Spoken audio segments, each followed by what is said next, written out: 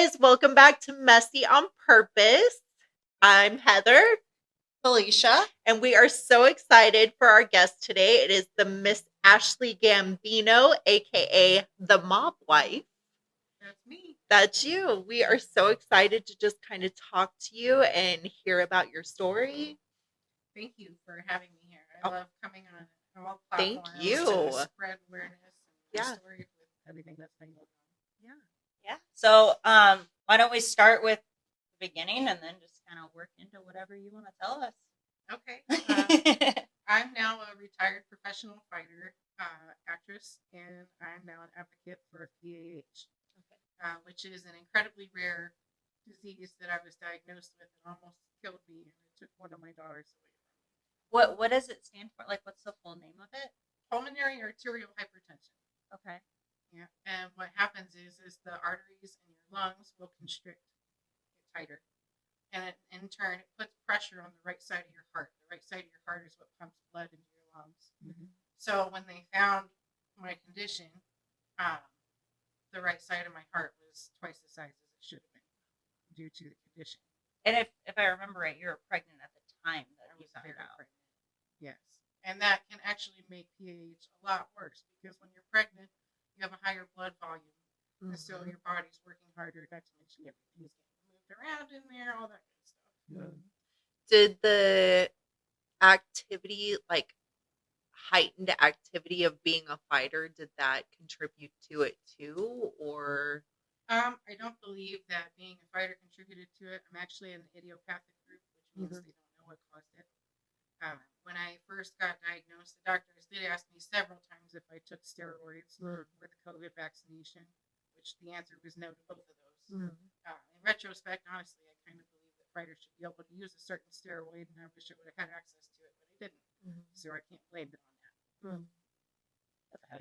Can I ask you really quickly, what kind of fighting did you do? Was it like UFC, MMA, boxing? Like, what was your? Didn't you do like all what was your four or flavor? something? Yeah. There's like four. I competed in jiu-jitsu, MMA, and professional boxing. I never did make it to the UFC, but I did have a goal of becoming world champion one day. That's awesome. Yeah. We're like, this isn't steroids, baby. This is natural, homegrown. What got you into it? What got you into fighting? Like, what was the motivator? What made you want to go on that path? Yeah. Before I ever had kids, my husband looked at me and he said, did you ever think about fighting? You kind of remind me of Ronda Rousey.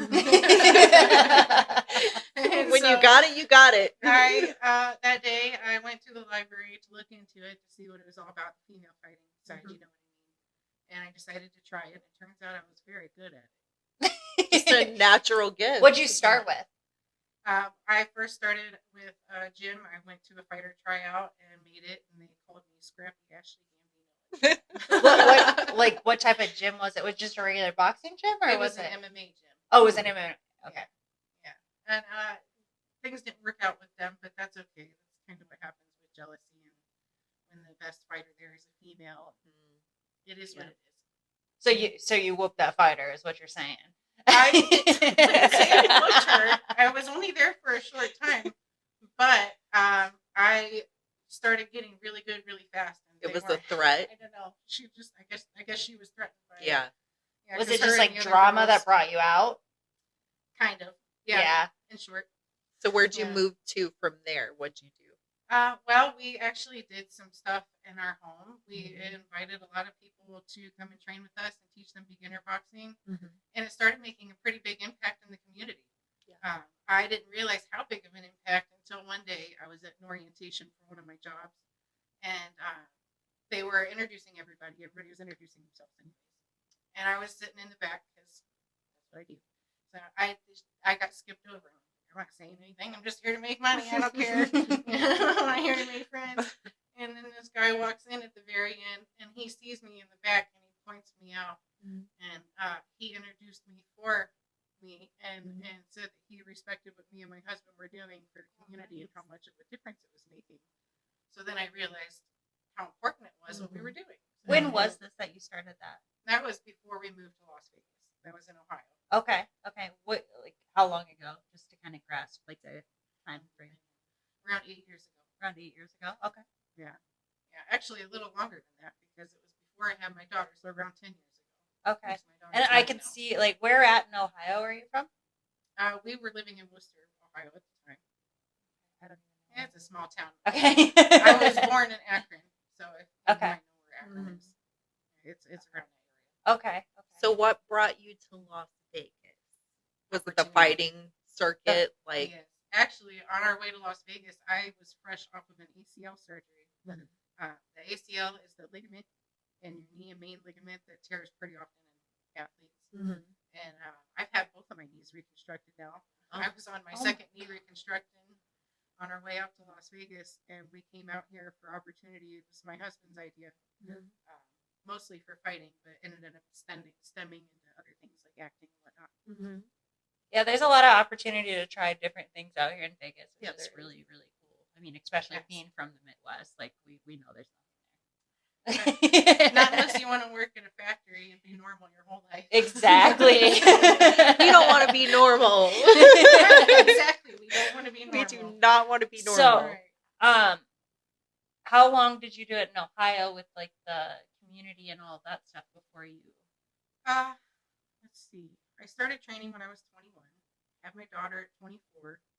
We moved to Las Vegas when she had just turned 2. So I would say probably around 5 years ish. Okay. And then, sorry. Yeah, No, I go was ahead. just gonna I'm- say I'm Told you I was excited full to of like get questions. into. I know. Can we do questions after? I want to hear her story. Sorry. Just tell us kind of how you got started, how it progressed, and then obviously your health stuff coming into it. When we first moved to Las Vegas, my husband was looking for the strip. He Mm-hmm. had this vision in his mind. We had no idea what Fremont Street was at the time when we first came here. Mm-hmm. But he knew that he was looking for a street that you couldn't drive on, that only people walked on. And when we drove past Fremont, he said, "Babe, this is it." And so I dropped him off that day. And me and my daughter, we took off and went somewhere else. And when I picked him up, he was talking to me about the performer circles out there. And he said, I bet people would really like to watch you shadow box out there. And that's something that I was doing to rehab my knee anyways. I was very fresh off my ACL surgery. We drove to Las Vegas, and I had to stop like every 2 hours to stretch out my knee because it was stuck bent. And like I was that fresh off my ACL surgery. But he was right. I went out there and I started shadow boxing as a performer after I got the credentials I needed from the security team and whatnot. Yeah. And it started turning out really well. And then I started shadow boxing against people. And I would hand them gloves. And the rules were that we weren't really trying to hit each other. But as you can imagine, Yeah. it turned real more often than not. Yeah. Sometimes it was fun. I actually had a lot of real fighters come up to me, and I got a lot of good work out there. Yeah. And sometimes I had to stop the guys whose pride got hurt, and they tried to actually start hurting me, and I'd have to take the gloves from them. I was gonna say, They have I'm to sure find some out. people got humiliated if they had some liquid courage or Yeah. whatever. Was You it can more imagine. dudes than girls? I got more men than women. Yeah, I coming would up have to walked me. up and want her to punch me. I'm just like that. As a dude, I don't know why you'd want to walk up to a girl and get punched. Though They're like, I I can don't take know. her. Some guys were bringing their friends up there wanting to get hit. Like there was this one lady who ended up texting me a couple years later saying, "Thank you. He deserved this so much because of this, this, and this." They came up to me and they said, "We want to pay you to punch him." And I was like, "Okay, well, you want me to be nice? Or do you really want me to punch him?" They're like, "No, please, really punch him." I was like, and I asked him, I said, "Is this okay with you?" Is it the I'm not dude in trying the to be hat? charged. Like that video I watched. Yeah, kind of looks like Bert Kreischer, right? Yeah. But yeah, I got him pretty good, and then and she texted me saying how much he deserved it. So I guess that one was well deserved. And It makes you wonder what it did. That's Yeah. awesome. Did you make pretty good money, like just going to the Fremont? You know what? For 2 years, I was the best paid performer out there. I was actually so good that I ended up getting one spot banned. Us performers weren't allowed to use it anymore because I was clogging traffic. on Oh my Fremont Street. gosh. Really? You Yes. just had like a line of people. Just like this crowd Circle around me around. before I learned to bring them closer first of all. But this people that they were just filling up the whole street, and it was hard to get through because my crowd Okay. was blocking the traffic. I think the night that might have set that off is this girl really tried to fight me. And he had a really big crowd around me, she said she understood the rules. Okay. And then we get in there and she actually hits me. So I hit her back Yeah. with a nice hard one. And then I put my hands up a little bit like, all right, we're not going to do that again, right? We're going to have fun now, right? No. Her feelings got hurt that I hit her hard. And she tried to take me down. And so I ended up backing up into the crowd of people that, I don't know, I guess it was kind of like a cage was there. I was like backed up on the crowd of people. And she kept trying to take me down. I kept trying to tell her to stop. And she wouldn't listen. So I dropped into a guillotine, which is a chokehold. And I was on my back on Fremont Street holding her there. And you know, she's going crazy trying to punch me, but she can't because I'm good at what I do. And I put my face over to her ear and said, listen, this is not what I want to do. I don't want to hurt you. I don't want to fight. I want you to stop what you're doing. I'm going to let go of you. You're going to put the gloves down, and then you're going to leave. And so I took a leap of faith because that could have put me in a very dangerous position to let go of her like that while I was on my back. I let go of her. She got up, took the gloves off, and left. And then that's why I'm going to be a future world champion, you know, throughout the show. Everybody went crazy, but that's what happened. And that was one of the real fights that I encountered out there. And I think that might have been like the deal breaker for that spot when we weren't allowed to use it anymore. Was it was just like was she intoxicated probably? Or? I'm pretty sure she was. I mean, almost everybody is on Fremont. Yeah. You're right about that. Pretty much, anyways. That's like the cheapest place to go. And yeah, well, I mean, there's so much entertainment there. There's free concerts every night. It's actually a really cool environment where people from around the world get together and try to vibe together and have a good night most of the time. There's some chaos down there. Yeah. It's overwhelming. Like, I'm not big on big crowds anymore. And like you go down there and it's just like so many people. Oh, especially when a big name's coming in to do a free concert, then it's literally shoulder to shoulder. Or First Fridays. You know, stuff like First that. Fridays, it gets busy down in Fremont? Oh, yeah. I didn't know that. I mean, I know there's no parking downtown when First Friday happens. That's fine. Yeah. I met a lot of really cool people out there. I worked with an Olympic silver medalist for that year. I worked with world champions from boxing.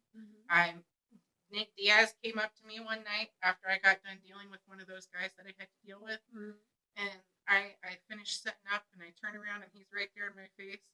And he says, "Are you effing crazy?" And I just laughed a little bit. And I said, "Yeah, maybe a little bit." And then he started complaining that I wasn't wearing my mouth guard. And then started walking away from me. And I was like, you know what, though? He's right. I really should be wearing my mouth guard out here. But at the same time, that started giving people more of a license to hit me. Yeah. So then I started getting in more and more fights. Yeah. And eventually I had to stop where Fremont was going to see me. There was a couple of situations that finalized that. There was this guy, he hit me. I hit him back. And we stopped it. And then I remember trying to help him find his contact. Him and his wife, he lost his contact after that situation. I couldn't find it. Turns out he had gone to the hospital and had to get it removed from the back of his eye. Oh my gosh. And then sued Fremont for it. Oh my goodness. And so then they were going to come to me and ask me to quit. And the night before that they planned on doing this, there was this guy that really got aggressive with me. It was down in front of the Golden Gate. That was my favorite spot at the end there. And I had to hit him really hard to get him to stop because he was trying to be really aggressive with me. So I know it's a really good 3-piece. So he started bleeding a lot. I didn't realize it was that bad at the time, but apparently he went into the casino and the med people there couldn't get it to stop bleeding. It was bleeding all over their carpet. And so then the next day, Fremont came up to me and said, "Hey, you're going to have to quit this or we're going to sue you." Wait, isn't that voluntary though? Like they're agreeing to like. But because of what I did, Fremont got sued. Yeah. And so they had to put an end to it because otherwise they'd be responsible for my actions. So how long were you on Fremont before all that happened? Well, I stayed out there after that. You're like, I wasn't shadow boxing people anymore, but I was having my own fun and trying to develop as an entertainer. Yeah. Right before that, I even met Dana White. Dana White came up to me. I shook his hand, told him I'd be a future world champion. At the time, I was nursing my knee, so I explained that to him. And he's like, "Oh, that's brutal." I said, "Well, what am I supposed to do? Cry about it?" and it made them laugh, and then they snapped the picture, so that made a really good picture. I've seen that picture, Yeah. actually. Yeah. I had a lot of really good memories out there. I always hold a soft spot in my heart. So was the goal to fight or to entertain? Like, what was like your main goal when you got here? Just to see what happens? Both. Actually, our goal was for my husband to fight at the time because I was on my ACL. Oh, so he fights recovery. too? Yes. Okay. And then it just turned into the owner of Tough Enough had actually come out to Fremont, I think 3 times trying to find me. And security told me that he had been looking for me. And then ironically, that day that they told me, he ended up finding me. Oh, wow. And then I fought for Tough Enough. I helped them save one of their fights, the girl that dropped out last minute. And so that's when I debuted in MMA here in Las Vegas for Tough Enough. And for a last minute fight at that, right off of my ACL surgery, right when I thought my knee was doing good. Oh my goodness. How was that fight? I mean, I did good. It didn't end how I wanted it to, but nobody even gave her credit for her spectacular comeback from me beating her, and then she came back and beat me. They just said, oh, it was a fluke, but it's true. It was a fluke. If we'd fight any other day, I'd beat her. It is what it is. I love that attitude. I love her attitude. She's got so much confidence. Yeah. It's just great. And my pro boxing fight was on a short notice, too. This girl dropped out for whatever reason, and then the other girl that was going to fight her was scared that she would get her nose broken. You're boxing. Why would you sign up for a pro boxing fight? So then I mean, that's part of why I don't want to fight, is I don't want to hit in the face. You take that chance. Like, that's a risk. Not because that's I'm involved. uncoordinated. Guys, not right. that. And I actually was 7 months out from having my second daughter, Tana, and I was still breastfeeding. But I had 12 days, and I said, all right, I'm going to do it. And I made the weight, and I did it. And I went and debuted in professional boxing in New York. That's incredible. Yeah. We were just talking about making big goals over here. She over here. She shooting took the for stars. opportunities. Yeah. When the opportunities came, you took them. And you weren't scared. You just jumped right in. No, I'm very good at what I do. I wasn't scared at all. If I had the chance to go back from this disease, if I live long enough for them to find a cure, and I get a chance to go back to stake and fight, I'm totally doing it. Yeah.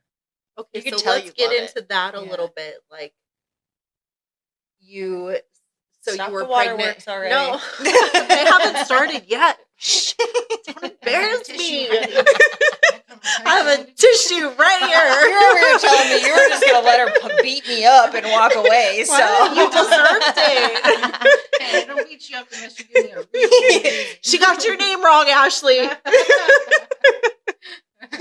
I'm all pumping it up. Like, okay, so to get into that, it was your daughter Katana. Yes, she's my second Okay, so you were pregnant with her when you found out. daughter. No, actually, I was pregnant with my daughter. We ended up leaving baby Rain. Okay. To her company. So how many kids do you have? I was going to have 5. I actually had a miscarriage the year that I was diagnosed and I lost Tana. I had miscarriage on Mother's Day that year. Well, yeah, I know, right? Mother's Day. I don't know if that one was a girl or a boy. It was really early. And we assumed it was because of my health, because we knew it wasn't the best. After I had Carmine, my oxygen was dropping, and they didn't know why. I went through all kinds of extensive testing with my heart and my lung, and all they could tell me was everything looked perfect and athletic. So, in essence, I was too tough for my own good, and my disease is also so rare that they didn't know what other signs to look for. And so it just got looked over at the time. So how long was that before they were able to diagnose you? Carmine is 3 years old now, and that was the first sign medically where a doctor's team had found something related to PH. Now that I know what I have and how it feels, I am pretty positive that I fought in boxing with it. And maybe even MMA. Yeah. So is this something that you basically have always had, or is it something that's developed? Like, what? I don't really understand the disease, I guess. It's definitely developed. When you get pregnant, it makes things worse. And it's possible I went through all my pregnancies with it. I just don't know. It might have just been, an incredibly tough individual that's managed to survive, because usually pregnancy with common hypertension results in death. This time it almost did. Katana passed away really suddenly. And it was not something that we were prepared for at all. It really happened really fast. It was right after Thanksgiving. She was eating, getting dressed in her costume, playing and everything, and wanted to go outside. She was fine by any means. And then that weekend she got sick and started throwing up. And that Sunday night we took her to the hospital because she was still throwing up. That Saturday she started throwing up. And then Monday morning her heart stopped 3 times. And we lost her. And that was done.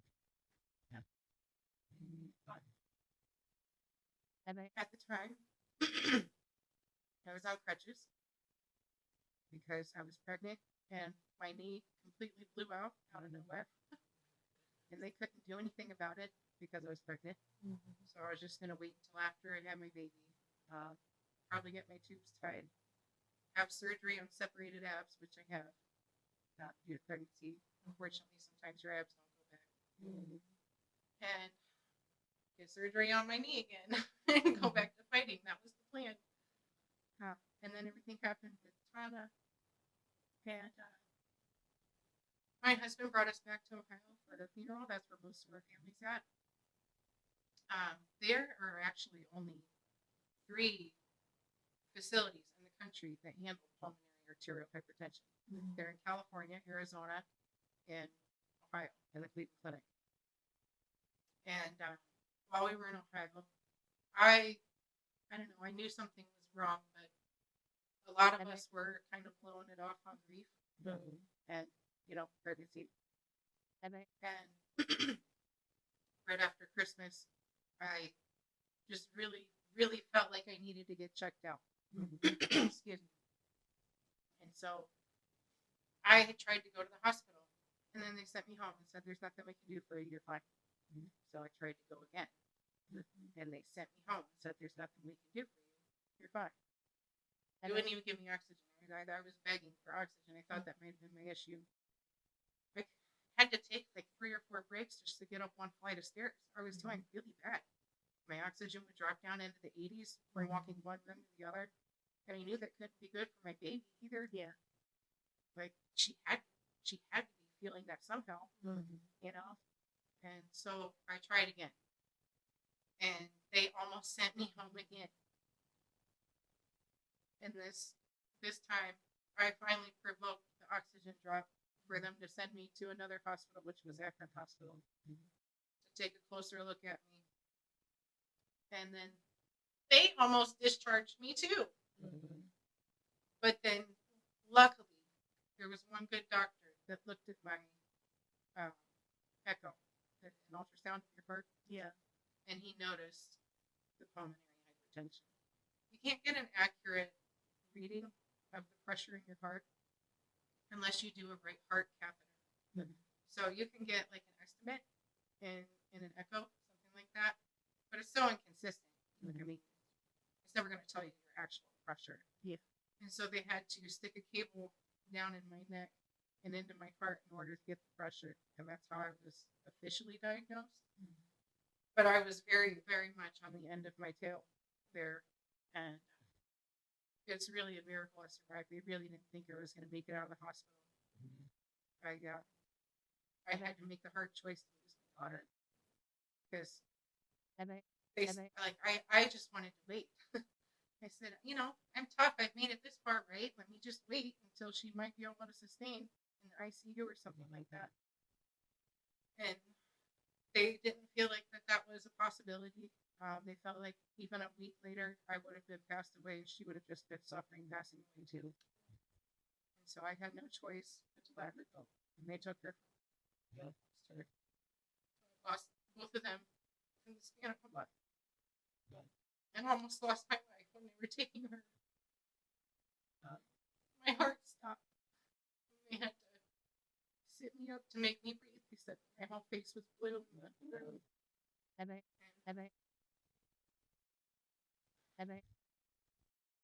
before they took her, it was the only panic attack that I've ever actually really had, where I couldn't breathe.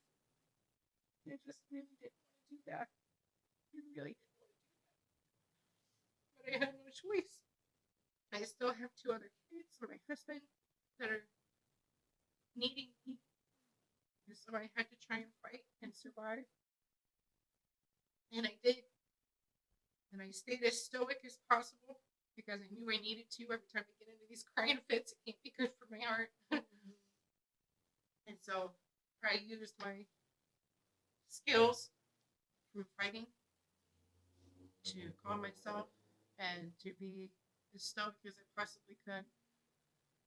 After they took my daughter, they didn't feel like I was progressing fast enough and getting better, so they decided that I should have this thing put in my heart.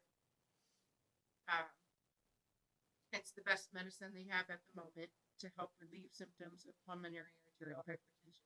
It's life-sustaining medication. My pump runs 24/7. I have to mix the medicine every 48 hours. I'll be mixing it tonight. And I have to do it in a very sterile manner because it goes directly to my heart. That's why a lot of people get infections when they're going through things like this. Because they just expect you to turn into a doctor as soon as they put this thing in your heart. At first, it was really overwhelming, but I knew that I could handle it. I've got experience with some medical things. I had nursed one of my dogs through Fargo in the past, which is almost impossible to do. I've had experience with giving injections. I worked at a kennel where this woman allowed me to give the puppies their vaccines. She taught me that. So I was like, you know what? I can do this. I have to. I'm giving up swimming. I love swimming. I can't go swimming anymore. But it's better than giving up my life. And I'll be here for my husband and my kids and to keep spreading the message to all my fans that have started watching me over the years and try and grow the audience to not only raise awareness for this condition, but for families and for yourself in general.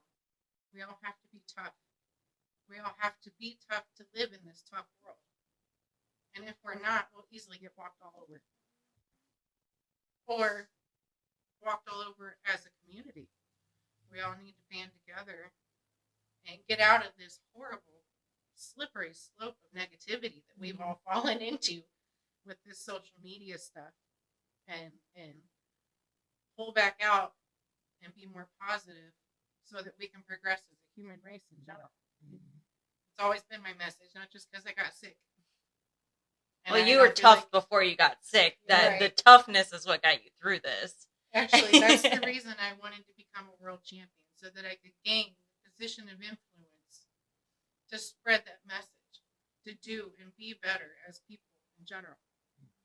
And I feel like since I pulled through this crazy situation and I'm still fighting it, it's been getting really bad. And I've made the decision for myself to go up on my medicine and my dosage. I'm kind of alone. There's not very many doctors that know anything about this. The doctors that put this thing in my heart are all the way in Ohio. Actually, let me share a crazy story that I haven't really posted online. So this past year, it was a couple months ago, my line started leaking. It sprung a leak. And so I taped it up. I cleaned it with some alcohol wipes. I taped it up. I went to the hospital. I said, hey, I need a new line in my chest. After a lot of back and forth, I found out that nobody in Las Vegas has this line. And so I had to fly to Ohio with it taped up to go get a new line in my chest. Now, before you said there was doctors in Arizona and California. Could you have went to one of those instead? Or possibly. But I have family in Ohio. What about Mayo Clinic? The Mayo Clinic is the one that deals with it in Arizona. Yeah. Yes. And I've been trying to work with some of the doctors. First, I was going to the ones in LA, at least trying to anyways. Because that's the ones that my doctors knew back from Ohio. Yeah. But it never worked out with insurance and all that good stuff. And so I made the decision to go to Ohio to get that line replaced because, one, once I get there, I have family to pick me up. I'm not trying to get a rental people car. to help you out too. Right. And flying just takes a lot out of me now. Mm-hmm. This condition, like, I literally, when I first started it, I had it for about a year, and I did this podcast with the Liver King. It wasn't a podcast; it was more than that. Mm-hmm. But I was sleeping the whole next day because of it, just because of a podcast. Yeah. And so this condition has really humbled me in a lot of ways. I went from being this indestructible mom who was a fighter to sleeping all day because I did a podcast. Is that probably the hardest like part of the transition? Is like trying not to be that too much of a go-getter because you're not capable of doing that anymore? Because it sounds like before, like you would just do everything, right? Well, And you were just like indestructible, but now it's not so. I think so you're easy. more indestructible now. Like, Well, yeah, but personally I'm speaking. more meant like Yeah. the capability of getting some. Like she said, she got exhausted. You Yeah, know, just like I mean, just talking. Yeah. At the time, my husband even had to wheel me up to the suite in a wheelchair because I couldn't even walk around. But I'm just probably the most resilient person you'll ever meet. Oh, I agree with that. So I've never quit fighting over this. At that time, I also had to go up on my medicine, and I had to make that decision on my own, and it helped me a lot. And then we adopted a couple of dogs, and now that I'm taking care of those dogs, it takes a lot physically, and I'm using that to try and help me, and I think it is helping me, saving me, and along with going up with this medicine. And so I've been able to walk around the store now without having to ride the little cart thingy. Yeah. Is it the activity you get with the dogs? Is it just kind of like walking them, or like what is it about the dogs that Do you think really like helps? the contact or the or the connection with the dog? Well, dogs take a lot of care. They're kind of like having kids. Oh, for sure. At first, we adopted a Chihuahua. My mom gave him to us because she breeds dogs, and so I went to Ohio and picked him up. His name's Prince Vegeta. He's the sweetest, most coolest little dude. He backs me up anytime that I'm mad at anybody. He starts going after him. He's the cutest little thing, I swear. And then we adopted a Great Dane. Oh, that is a lot of work. You went from like God. little to a horse. Yeah, he is. He's about the size of a miniature horse. I My worked with those in my gosh. past. It's fun when they try to sit on you because it's just like, okay, bro. Yeah. That's one of his favorite things, to sit on my lap. He loves sitting on my lap. His name's Maximus. Maximus, you have the best names. Yeah, he's old. We adopted him from a shelter, and I really love him. He's such a good. He's never hurt my little dog. Or even showed any signs of wanting to. They're He's never such really- a great dog. Those dogs are so big, but they're never aggressive. I've never came across one. Yeah, Well, and I I wouldn't say wondered what that. Fylisha was saying because I have a background in medicine. I was a nurse, Okay. but I did mental health. But one of the things that was the most healing for people going through times was bringing the animals in, especially dogs. Like Yeah, the they're dogs were amazing. so great. Yeah. They are amazing creatures, Mhm. and yeah, I really attribute a lot of my getting better to taking care of Maximus. And now we have a puppy who is a German Shepherd Cane Corso mix. You went Aw. hard into the dogs. Then you get a puppy. Yeah. That is a newborn. That's like having a little mini Especially a rapper. German Shepherd. Yeah. And she really is. Man. She is probably the roughest dog I've ever raised in my life. I swear. But she does real good with her dogs. And she's just awesome. She's training really well. I have a lot of experience in training dogs. So it really helps. You know, like I said before, I saved one of my dogs in the past from Parvo. I have a lot of experience with them. Yeah, super cool. Can I ask you just to go back, and you don't have to discuss it if you don't want to, but being a mom of multiple children, of course, my natural tendency is to think of like how your other kids are doing. Like your older, you said you have a 9-year-old, Yes, I have a 9-year-old and a 3-year-old. and so she kind of has had to go through these experiences with you. Like, how are Yeah. they doing? She lost her best friend. Like it's podcast and like Yeah. out of nowhere. And she was only 7 years old. Yeah. Carmen even recognized it, even though he was so little. He knew Sissy wasn't there anymore. Yeah. And I affected us all tremendously, but they are so strong. Especially Carmela. I cannot believe how well she's handled everything. She knows what I'm going through. She knows I'm on life-sustaining medication. They watch me mix it. They know that they have to stay away while mommy's doing medicine stuff. I have to change my own dressing, covering this hole directly in my heart. So they see that when I do that too. But I feel like I have to set an example. Life is going to throw things at you that you don't expect. And if you allow those things to just stop you in your tracks, you're never going to develop as a human being. So I couldn't allow myself to stop in my tracks when I have these children looking up to me, because I have to set an example. You chose to live for them. Right. Right. And that's cool. Like that they're really tough. They got your toughness. That's what it is. They're like mama's toughness. Daddy too. Daddy's been so amazing through everything.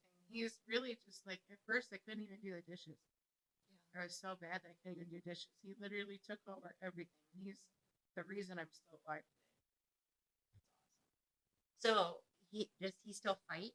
I know you said he was a fighter too. Yeah, I think he's gonna fight in boxing next year. He was talking about this organization in Poland wanted to bring him over there, but they couldn't find an opponent for this card, so it'll be on the next one in March probably.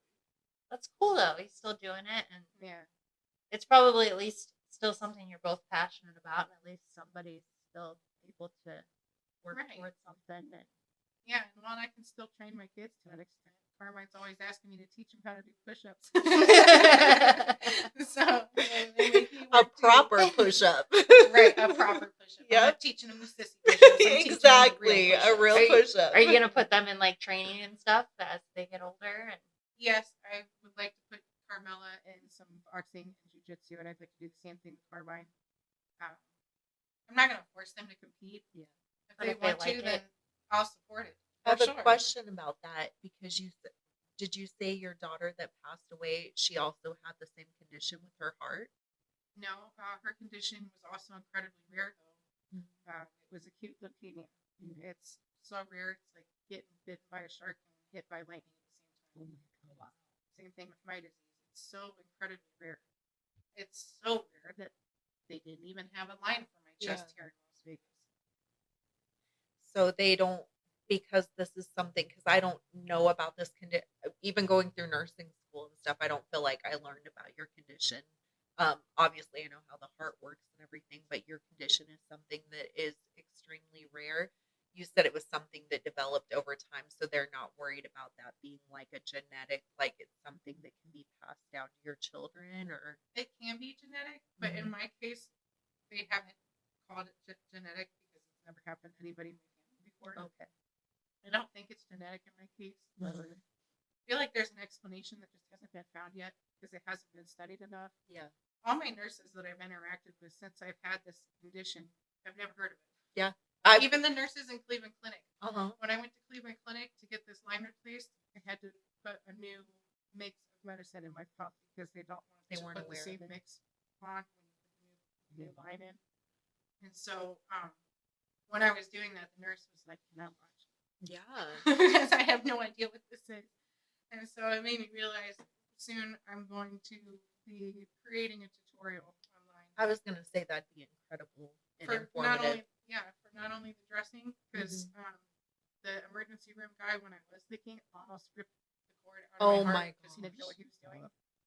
Oh my god, I almost killed him. It's like a central catheter. Yes. And then there was a situation, where anybody could be, maybe their family randomly gets diagnosed with this and they don't know how to help them by mixing this medicine. I can't exactly give them their situation, but I can give them my situation. And anybody that might have to help save my life in the future can watch it. So I'll be making one of those that are very, very detailed. Yeah. And putting it online before it's too long. is there? I know you said it's kind of hard to diagnose. Is there any symptoms that you like experienced in that process of them trying to diagnose what was wrong with you that maybe you felt like could have been like something? I don't know. You know what I mean? Yeah. Like, Yeah, of course. Yes. This is why I think that I fought in boxing with pulmonary hypertension and possibly even MMA. I don't know how long I've had it. It could have gone all the way back to my childhood, but I don't feel like it would have, based on current science with the condition. Um, but at the same time, I probably shouldn't have survived my pregnancies with it either. And I definitely had it while I was pregnant with Carmine because they found my oxygen to be dropping after I gave birth to him. So I would say kind of not. It's kind of like the same symptoms of being asthmatic, but not really. It's a little different. It's a little harsher. And then once you get into the heart failure, that's just a whole nother level. It's no longer being out of breath. Now you have heart failure. Your whole body's tired. You could look totally fine, and then when you try to walk across the room, you're totally not. And that's something that I really realized when I went through all this, because my heart failed. It stopped while they were taking my daughter, and they really didn't think I'd be making it out of the hospital. But here I am today, still fighting. And to answer your question from earlier, did it slow me down? No. Absolutely not. I will do everything in my power to keep being me and developing me as a person and trying to help others do the same. So the hardest part about this is that it's so rare that they don't really know how to diagnose it early enough to even really take action early enough, probably, right? Yeah, I could have been diagnosed earlier and put on pills before they had to go to this extreme and put this thing in my heart. That definitely could have happened, but it didn't. All the doctors that I worked with here don't even know anything about it. I have a really good cardiologist that I like here in Las Vegas, and even he doesn't know much about it. Because he's helping me to the best of his ability. There's one doctor here that knows a little bit about pulmonary hypertension, so I see him too. And I'm just, I don't know, I'm kind of being my own doctor at this point. One virtual visit with my doctor at Cleveland Clinic, you don't even want to know how much that costed as a self-pay patient. I can only imagine. It was insane. And so I became an expert on my knees when I tore my knees. Now I'm trying to become an expert on my heart and lungs because they're suffering. And so I'm learning. And can I say that is having been in the medical field, and one of the things that I truly noticed in hearing your story is it is so incredibly important to be your advocate, because like them sending you home, trying to discharge you, like I personally know of so many cases of that where it's like, oh, go home and take some Tylenol or get some rest, and like if something's wrong. Yes. You have to advocate, or they will you will just get sent home. Even after you get into the treatment process, you have to advocate for yourself, because there's so many situations where, like, if I didn't one time, one of my doctors here in Las Vegas accidentally prescribed me double the dose of my water pill. And that could have easily ended it right there. But I saw that and I had to fix it. You have to advocate for yourself. You have to educate yourself. You have to take care of yourself. A lot of people just don't even do that anymore. We all get so caught up in everybody else's lives that we forget about our own. Oh, she's saying all the things we talked about. God, it's like confirmation of just all the conversations we've had. Like everything you're saying is so true. But I'm glad we touched on that, because even with my son, my 9-year-old, he had pneumonia when he was 2.5, 3 years old.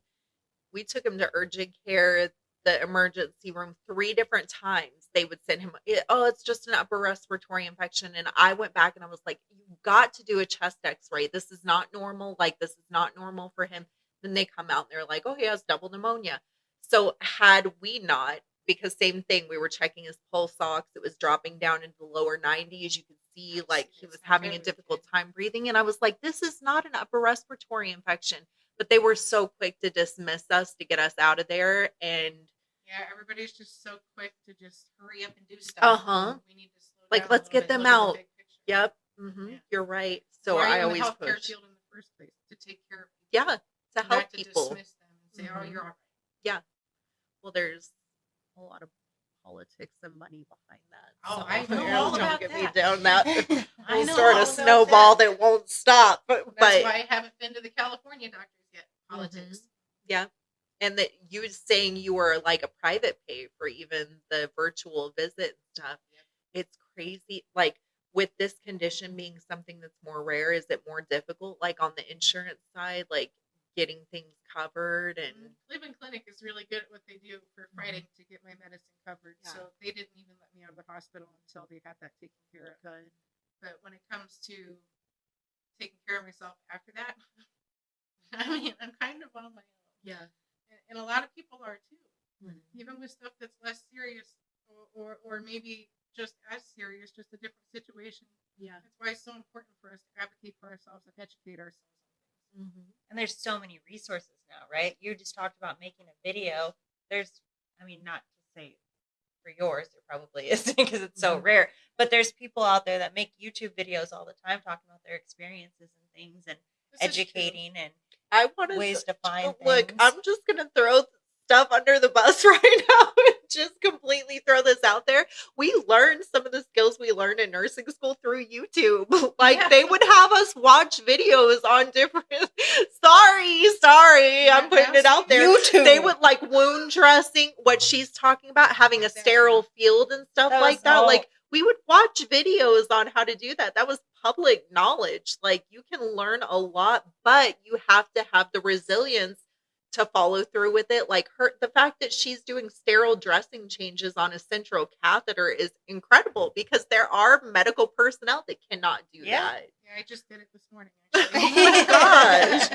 But well, there you are also resources. you also have to be careful on your resources too. That's where you have to do Yeah. your own research Yes. and make sure that you're That's using what the she was right saying. Education, just like somebody writing a prescription down wrong. I mean, it happens. It's human error. Like Right, we all there make are mistakes. times where it's supposed to be milligrams and they put grams or whatever. And that's Like a major difference. yes.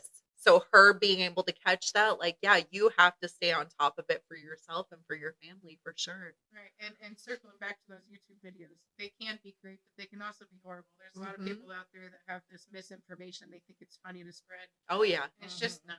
Mhm. That goes back to that pool of negativity I was talking about. I just really hope that as a human race, we can all band together and stop doing stuff like that, Mhm. stop hurting each other. I agree. And we're all Mhm. together.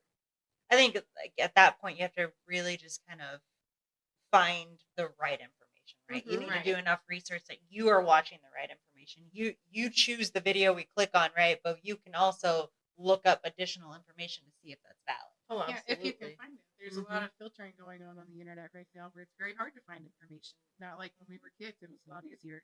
So you have to just be really careful of your sources and make sure you really know what you're talking about before you say it as a fact. Mm-hmm. That's true. We have a lot of fact checking going on. That's supposed to go away though. Uh-huh. That's true. Supposed to be the thing. That's true. We'll That's see. supposed to. We'll see. But Guess you never we know, shall right? see. Yeah, I mean, most of the time you don't even know you're being fact checked unless they Mhm. are like, oh, we're taking this down. A lot of times you don't even know they're taking something down until somebody else is like, hey, you can't see that. It just says like fact You're checked or shadow something. banned. Yeah. Or you just got some haters on the internet and just lying out there about That hater too. this, hater that, hater this. That too. Do you get like haters and stuff on your I think everybody stuff? does. Yeah.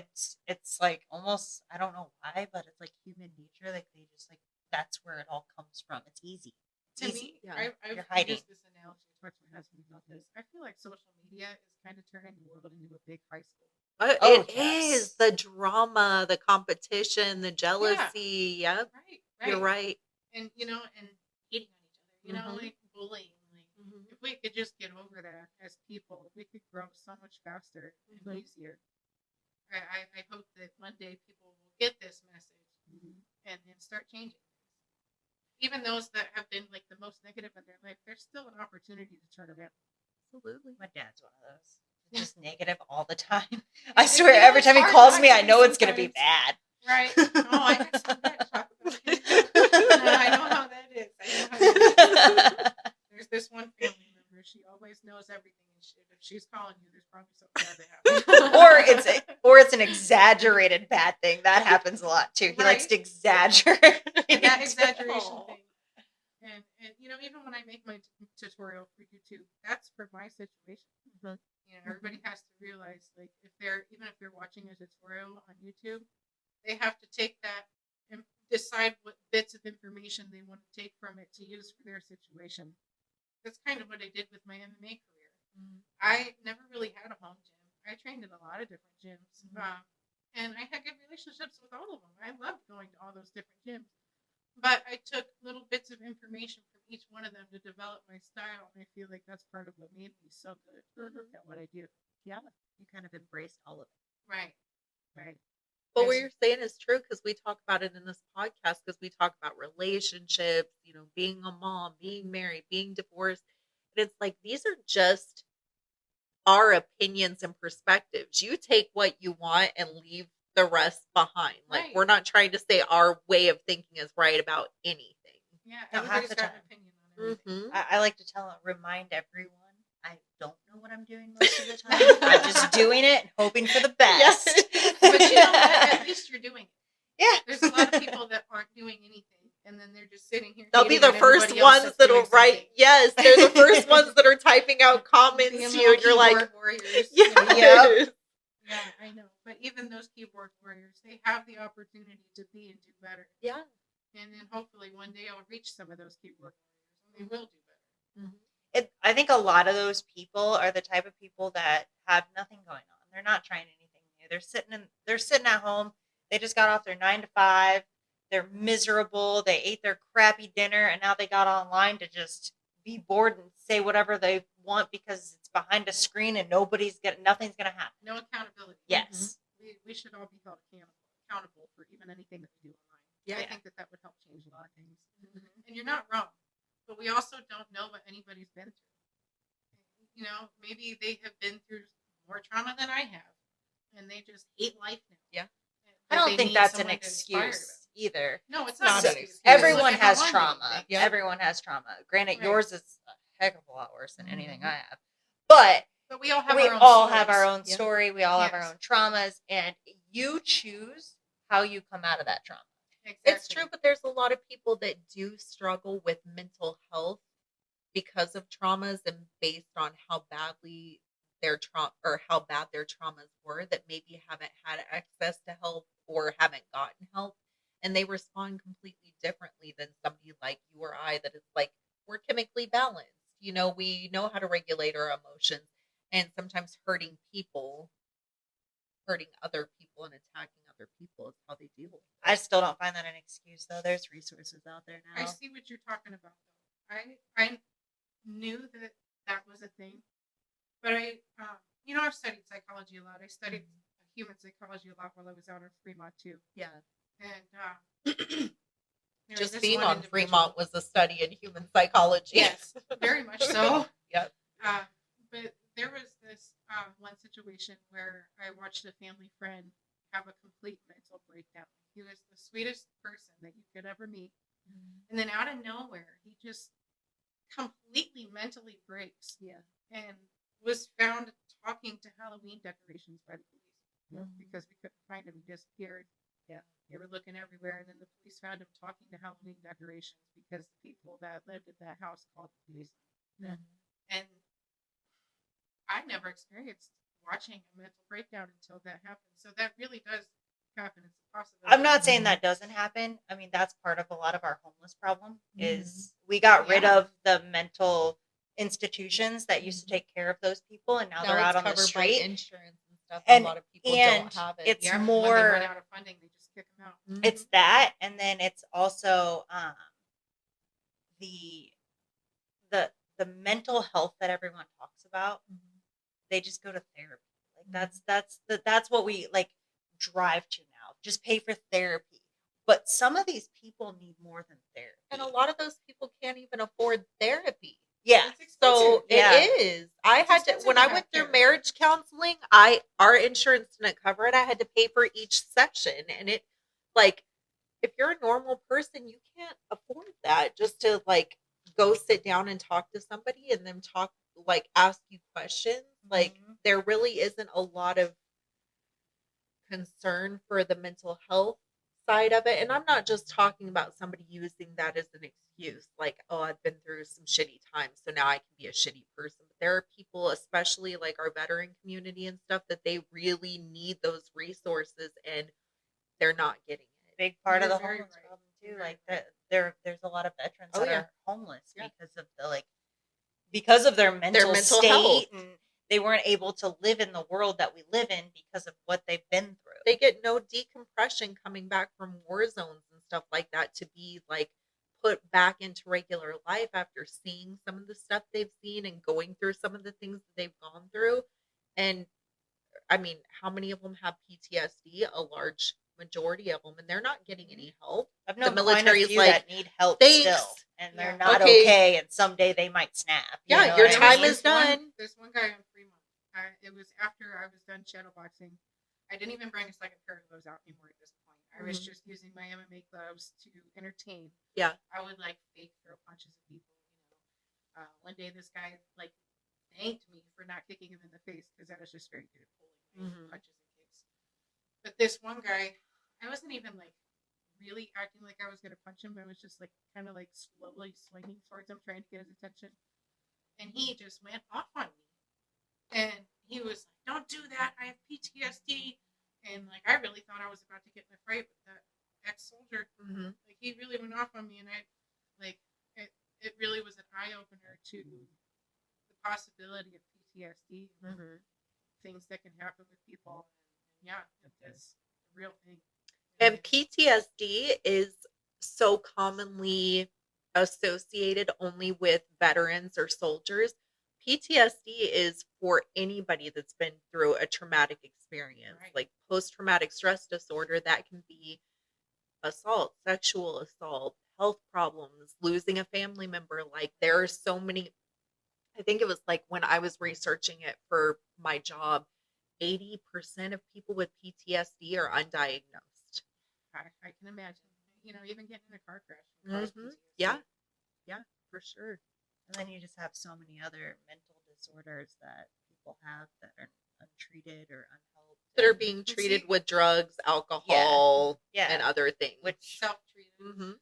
And a lot of us don't know that. And that's like, I feel like the majority of the theater community is people that are struggling with things like that. And they Mhm. just don't realize, first of all, that they're struggling. And if they Mhm. do, they don't care. Yeah. But and then we just feel it by feeding into it and getting offended by their comments.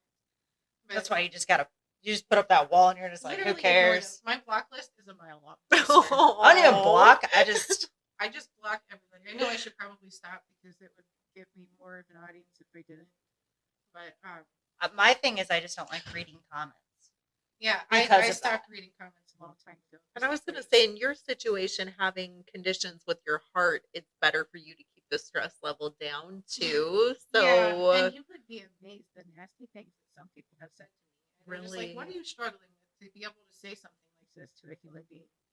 Like, it's just that's it's really it. Hurt crazy. people hurt people. You know that when somebody is being that ugly and malicious to somebody they don't even know, they're just seeing them on the internet.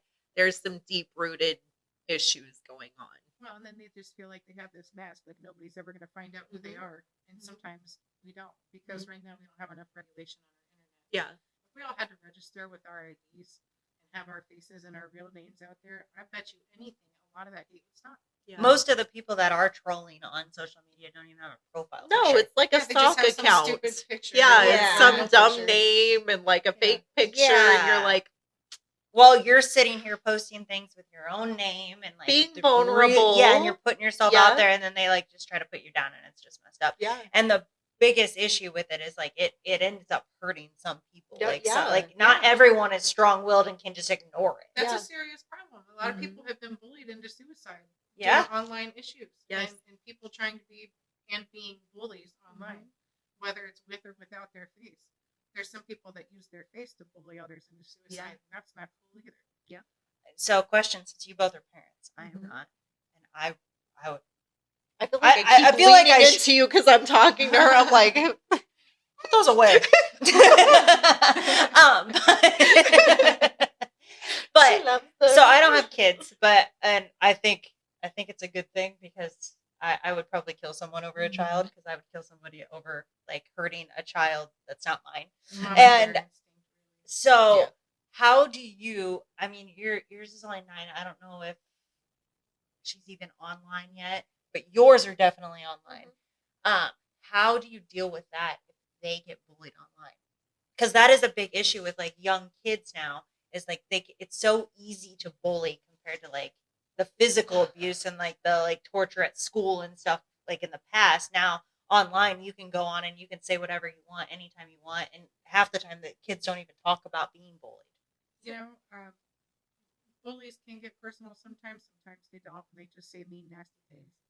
But I have educated my daughter and explained that some of these people are just mean and others, and that there's good and there's bad people in the world. It's up to us to decipher who's who.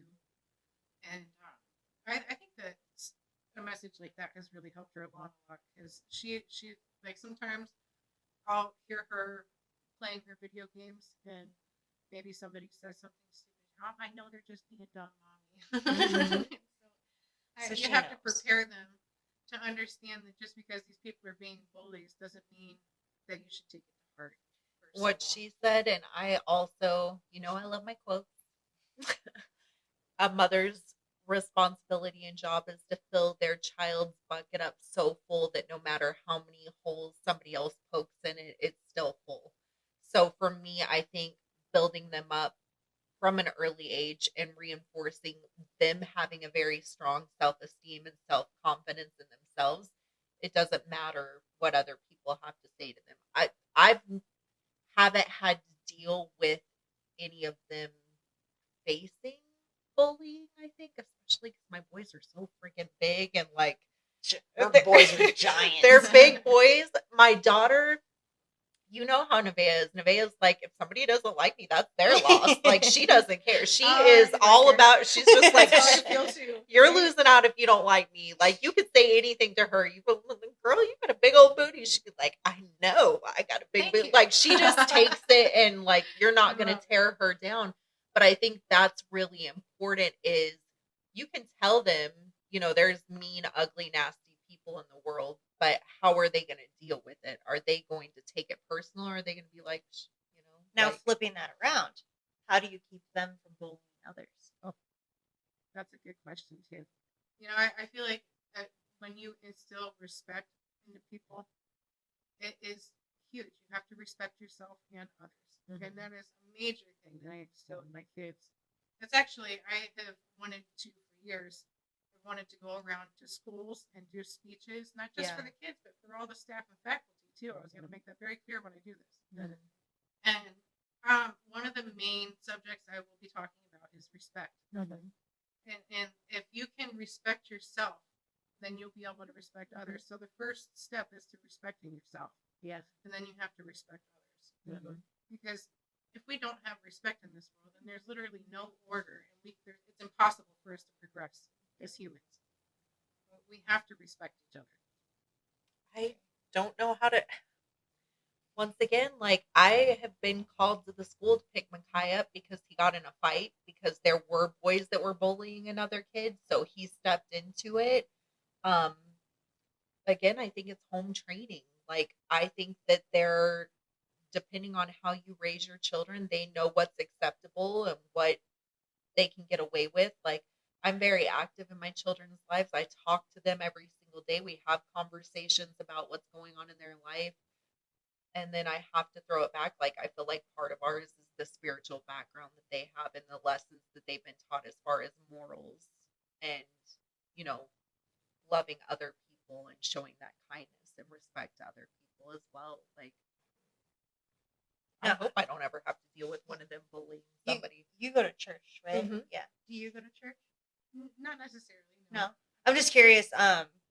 Just because it seems like religion does play, like you have a little bit, and even if like I don't go to church either, but I still have values based Mhm. off of basically like growing up with a little bit of church in life, right? Yeah. And I don't know if that has something to do with it, but sometimes it usually like kind of builds those morals that you have, that foundation. I think for my kids personally speaking, because they've learned those lessons through Sunday school and being like in children's church and stuff like that, and then just having different like we all have the Bible app where they'll get daily verses and stuff. And a lot of those are more encouraging and just Mhm. about loving your neighbor as you love yourself. And I think that any seed that you plant into your child, if that is nurtured, watered, taken care of, that's going to bloom into something. So you have to be careful what seeds you're planting into And them. I think you can go too far with church too. Mhm. Like I know church people that think they're God's gift to earth, right? Mhm. But Yeah. they are horrible people. Yeah. They are. And like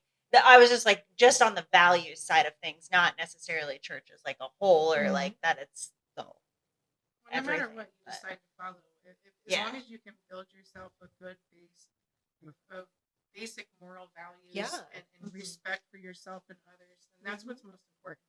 No matter if you choose to go to a martial arts school to find that or on your own. I or forget at that you have the church. martial arts like that That's definitely big on that respect and stuff. that too. builds so much discipline Yeah. and Oh, yeah. so much character into somebody, and like I think it's the coolest thing you could put in children. Mhm. Yeah, I've always, before I even had babies, I could plan to put martial arts. Mhm. They're learning respect for themselves and for others. That's a big part of it, right? Yeah, and as a group too, not just individually. You're Mhm. learning together with a group of other children. Yeah. Super cool. I think that's there's things that are like missing right now in a lot of our youth. Mhm. Yeah, So it's definitely. because technology is being used to raise our youth. If we're being honest. Which is Well, not yes. good. That's why I asked like how you guys deal with that because it's got to be kind of hard to even manage it, right? Like as they get older, you're not going to be able to tell them what they can and can't post. You can go on. But if they'll I've done block my you. job as a mom, Yeah. raising them up to that point, I shouldn't have to tell them like, don't do this, don't do that. They should already know. Like, I think our job as parents is those first formative years that you have with them. You're teaching them the lessons that you can. You're instilling whatever wisdom you can into them, and then it's up to them to take that and use it or make their own decisions. That last part right there. Sometimes we can be the best parents in the world, and then they just choose to take Mhm. another Yeah. route in life. Yeah. It's when it comes down to it, it's up to us who we choose to be. Even if you had horrible parents that Yeah. abused you growing up, you could choose to be completely opposite from that instead of following in their footsteps and also abusing someone else. Exactly. In every way possible. I'm Nothing like anyone in my family. There's not one person I'm like, not one. And I moved away from it for a reason. You know what I mean? Mhm. Like it's not that I have anything against them. Like No, they are who they are. I get it. Trust me. I get it on my own level too. I think just like we said before, we all have our own stories. When it comes down to it, we make decisions on what we do, Mhm. and if you make a horrible decision, you have to just decide how you're going to fix that, or if you're just going to keep making those horrible decisions. Yep. We all make mistakes. Nobody's perfect. Nobody. Yeah. And that's something like so with my mom, there was like I won't get into any specifics, but basically like growing up I didn't really know what was going on, right? And then you find out what's going on and then you kind of have some resentment, right? And then like there's no specifics, so it's kind of hard to like really understand what I'm saying. But I had resentment towards her for a while.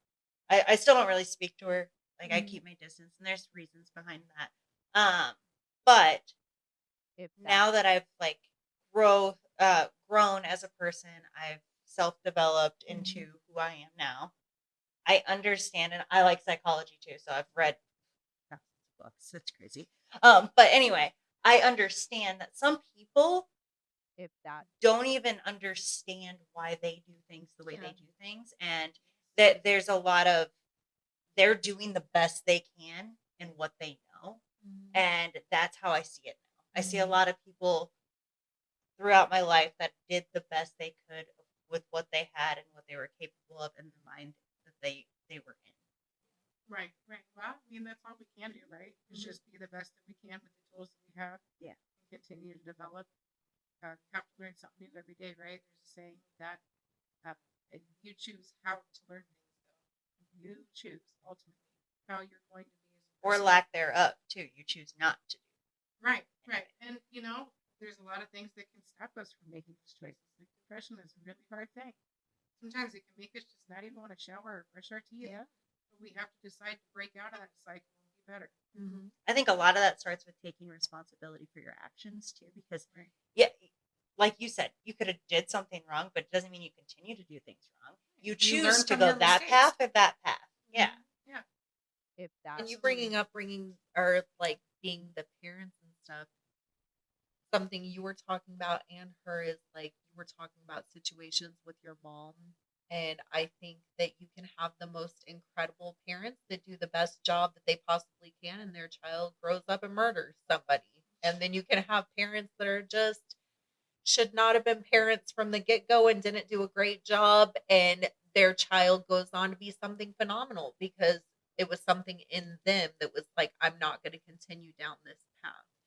So with my kids, I love them and I try to guide them, but I remember being 17 and I was making some piss poor decision Yeah, well, you know, that when I we're- should have listened to my We've all dad. been young and dumb. My dad was like, Heather, I'm trying to tell you, blah, blah, blah. And I said, Dad, I can't learn from your mistakes. I have to make my own mistakes. And I try to keep that in mind with my kids is like, I can give them every ounce of knowledge and wisdom that I have, but that's something that I earned from going through things. So life I can, experience. Life yes, experience I is can try to everything. help you as much as possible. But once they hit a certain age, they're going into their own life. Like, And at that point, do you just kind of, as a parent, because again, you know, I'm not, so I can't say anything, but do you basically just leave that as like you're on your own, but I'm like letting them know that you're always there to fall back on if yeah, they I'm need. always here, but Right. sometimes you have to kind of like kick the bird out of the nest too and let them go out there and experience life for themselves. Or else they're going to be one of those 40-year-olds that's like at home with their parents trying to get them to take care of everything, you know? Right. I hate to circle back to martial arts, but I had to be thrown into the Shark Tank to grow. Yeah. You know, and that's what happened to me. I got thrown in with the sharks, and I really did. So sometimes that's what we have to do with our kids. I mean, we always hope that we can help them learn from our mistakes so that they don't make the same mistakes. But everybody has to make their own mistakes to learn from, no matter what. That's how we learn. Yeah. We were just in our last podcast, we talked about it's the times of discomfort, you know, where you grow the most. It's not in times of comfort and everything being safe and sound. Like, that's when you get complacent. It's the times of discomfort where you learn the greatest lessons. I'm the most scared when I'm comfortable. You're like, whoa, literally, like, what is going on? I am a little nuts. My brain moves like a million miles an hour, but I am like, that's something like, I'm just like, okay, something's missing. I'm forgetting something. What am I supposed to be doing? I get it. And, you know, we're all going to go through crazy things, some of us less than others. But it's up to us to turn tragedy into triumph, right? Like, my daughter's situation was incredibly tragic. And she went through stuff that she never should have went through. But we're trying to not let them stay a tragedy. Like, for example, we started a foundation, the Katana Rose Foundation. And that foundation is meant to help people that are also going through tragedies like we did. So anytime we get a donation to that foundation, then we help somebody. Our first donation and our first family that we helped, this mom and son lived by themselves, and the son was still in school, and yet he wanted to get a job to help his mom pay the bills. And he had one, and then someone stole his bike. And so he had no way to get to school or his job. And so the Katana Rose Foundation brought him a new bike. And I tested it out, made sure it was a nice bike. And I've been in a car crash before myself because my bike didn't have enough brakes. I got hit by a car on my bike. So I made sure it was totally safe for him. And we're hoping to eventually grow it to the point where we can help families with their home situation during times like this, or whatever. We all go through different things. None of us are going to have the same story ever. We're all different people. Yeah. Is the link to your foundation on your social media? My social media at the Mob Wife on Instagram. Go follow her. Yes, definitely. You'll find our link to my GoFundMe for my health needs, and then the Katana Rose Foundation is also up there. And anytime that anything gets donated to either one of those, it helps us tremendously. Not only to help another family, the Katana Rose Foundation, but to help me. Like I said, just the one virtual visit, you don't want to know how much it costs. Let alone everything else I have to deal with this medication. Yeah. I have to take 15 pills a day. So my pill reminder went off. Apparently, your phone doesn't silence pill reminders.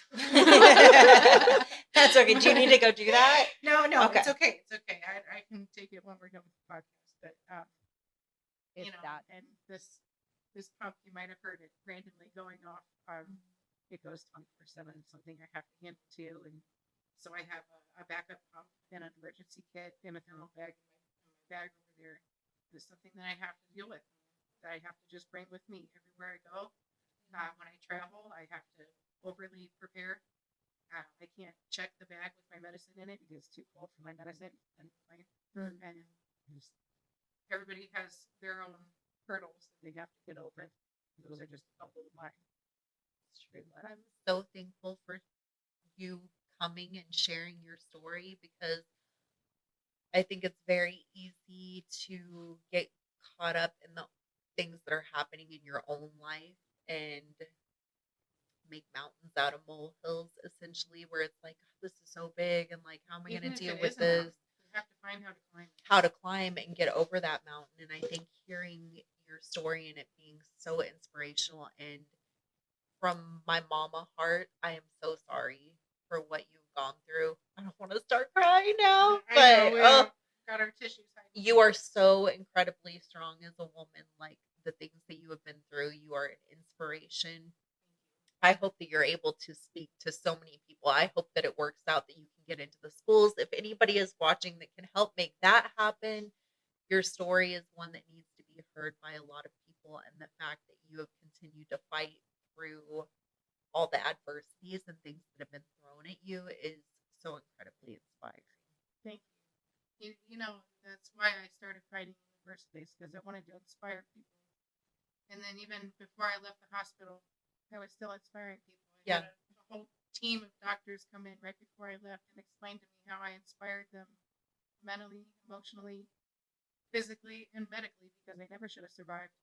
And that just meant so much to me. I felt like that was my sign. Like, you need to keep doing this. You need to keep inspiring people because this is your job. It's my job to inspire people to do and be better and better themselves and the situations around them too. And care for others too. Yeah.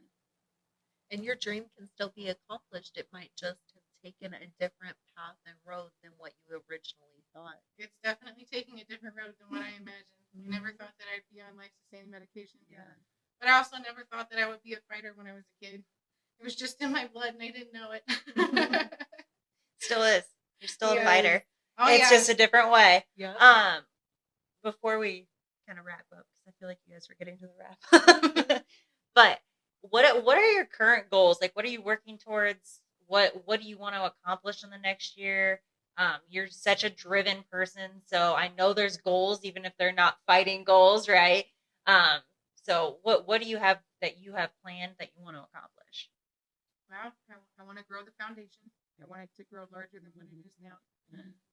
I want to help my health get better, which is next to impossible. They didn't even think I'd survive this long in the hospital. But I'm doing what I'm doing. So I'm going to keep working on that. That's the biggest priority, of course, is my health. And then, my family. I just want to grow with them. I want to grow together with my family. And then as we do that, I have a goal of inspiring the world to do the same. Mm-hmm. What's your message to the world then? So you have this goal to inspire the world. If you could say anything, One of the biggest things that has just been stuck in my head for a while now is to treat others as you wish to be treated. It's something that was instilled in us as kids, right? It's not really around anymore, but it should be. Because if we start looking at things that way and we start treating others as we wish to be treated, then things can easily turn for the better. Easily. And that's something that we should all keep right here. Because, would you want somebody online telling you this and that? Or would you want somebody online supporting you saying, hey, what you're doing is pretty cool? Yeah. Or would you just want to be respected in general?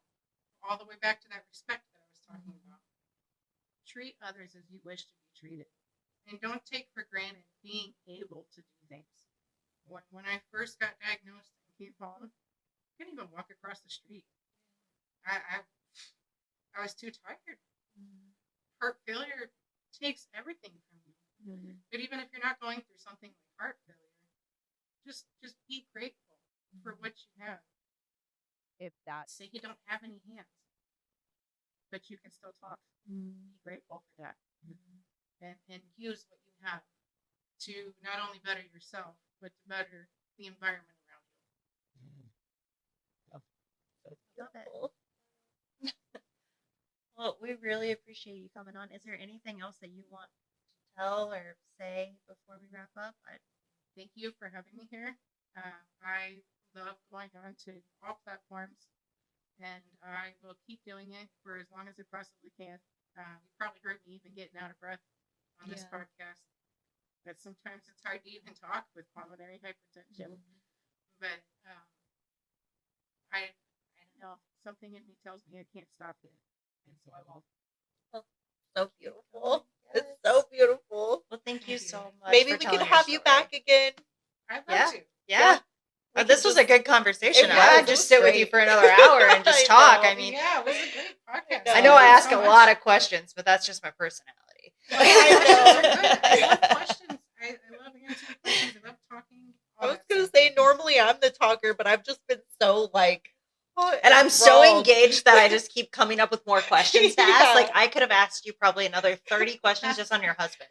I know there's so Yeah, much he's- more we can talk about. He's a very special character in himself. He's done a lot more acting than I have. He's a really good fighter. He taught me everything I needed to know before I even started, and then became also my main coach throughout all my training. Every time I would go to a gym, I'd come home, I'd say, this, and this happened. So he'd be like, okay, when you go back, do this, and this, and it always worked. Yeah. And he's That's a so fighter cool. right now too. Yeah, he's a fighter right now too, and in more ways than one. Yeah, I was just gonna say that too. Yeah. Actually, Yeah. that's exactly what I was thinking. I was like, well, he's kind of fighting out the Yep. battle with you, and Mini it's, battles. Yeah, he's really such an amazing person. I'm so lucky to have him. I'm so I think lucky. he is very lucky to have you as well. Thank you. You're welcome. So we're gonna wrap it up. Miss Ashlee Gambino, aka the Mob Wife. Go follow her on socials. Go check out her foundations. Her Yes. GoFundMe. If you can support that in any kind of way, it would be greatly appreciated. And we just thank you. Thank you. And We'll Till next see you time. next time.